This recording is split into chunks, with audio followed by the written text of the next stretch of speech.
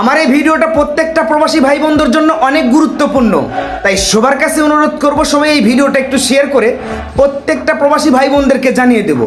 আমার স্ক্রিনে যাকে দেখতে পাচ্ছেন মূলত এটা আমার চাচা। ইনি গত 5 বছর ধরে সৌদি আরবে থাকেন। সেখানে হঠাৎ করে তিনি অসুস্থ হয়ে যান এবং তাকে গত কয়েকদিন আগে তার হার্ট অপারেশন করা হয়। হঠাৎ করে কোম্পানি তাকে টিকিট কেটে তাকে দেশে পাঠিয়ে দেওয়া হয়।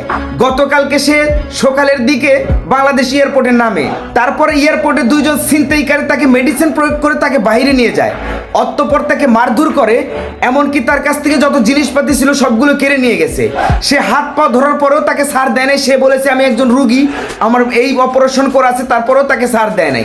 প্রত্যেকটা প্রবাসী ভাই বোনদেরকে বলবো আপনারা এয়ারপোর্টে গেলে সাবধানতা অবলম্বন করবেন এবং এয়ারপোর্টে কর্মরত দায়িত্বরত যত অফিসার আছেন তাদেরকে দৃষ্টি আকর্ষণ করতেছি, প্রবাসীদেরকে প্রোটোকল দেওয়ার ব্যবস্থা করেন। এয়ারপোর্টে যে পরিমাণ ছিনতাইকারীদের হানা হয়েছে, এয়ারপোর্টে প্রবাসীদের কোনো নিরাপত্তা নেই। সবার কাছে দৃষ্টি আকর্ষণ করব, এই ভিডিওটা সবাই মনোযোগ দিয়ে শুনবেন এবং শেয়ার করবেন।